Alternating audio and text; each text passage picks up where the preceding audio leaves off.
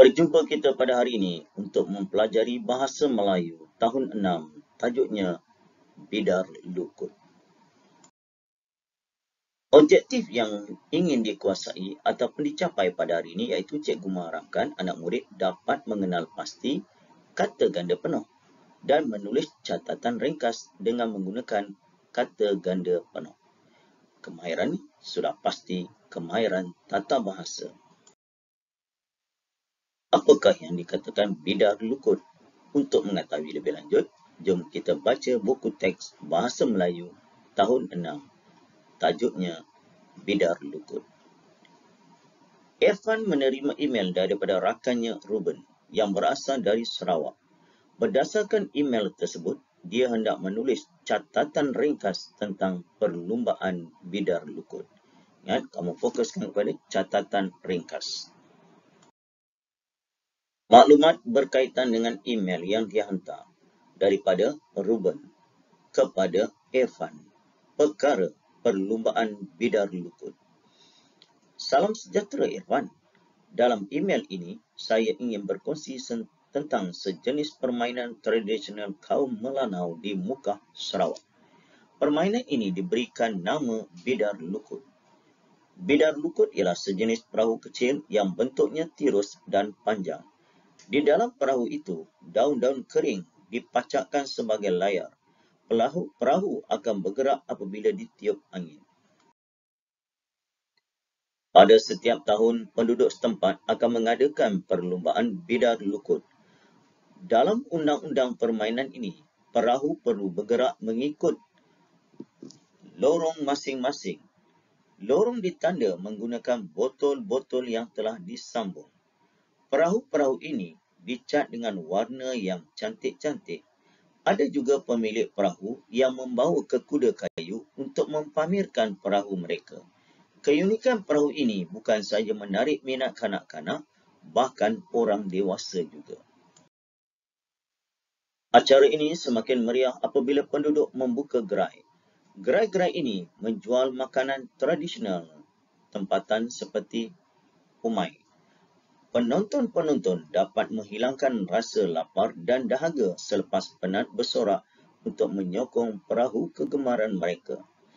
Setakat ini sahaja perkongsian saya, Irfan. Saya berharap agar kita akan bersua lagi pada masa akan datang. Pada hari ini, cikgu nak kamu fokuskan kepada kata ganda penuh. Apakah yang dikatakan kata ganda penuh itu? Kata ganda penuh ialah kata dasar yang diulang sepenuhnya tanpa perubahan bunyi atau bentuk sama ada berimbuhan atau tidak.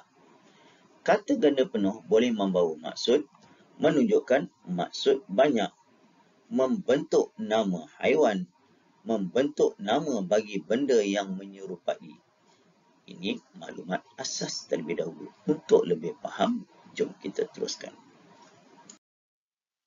Untuk menguji kamu pada hari ini, jom jawab latihan. Latihannya apa dia? Kenal pasti kata ganda penuh dalam email yang dibaca sebentar tadi. Kemudian, tulis catatan ringkas dengan menggunakan kata ganda penuh. Cikgu harap anak-anak murid telah pun bersedia untuk perbincangan jawapan. Berikut merupakan kata ganda penuh yang terdapat dalam email tersebut. Antaranya, daun-daun, undang-undang, botol-botol, cantik-cantik, gerai-gerai, penonton-penonton, perahu-perahu, dan kanak-kanak. Berikut merupakan contoh menulis catatan.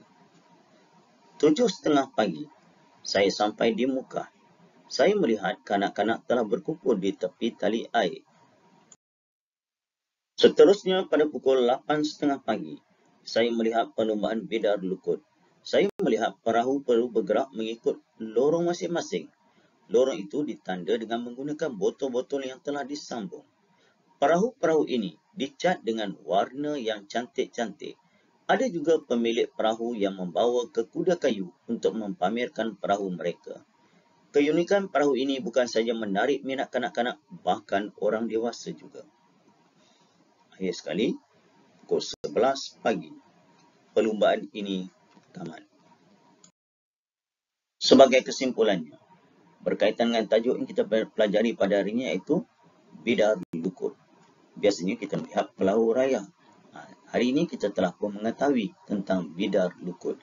Jadi, bagi yang tinggal di Semenanjung khususnya dari Perlis sampai ke Johor, boleh mencuba permainan ini yang terkenal di negeri Sarawak.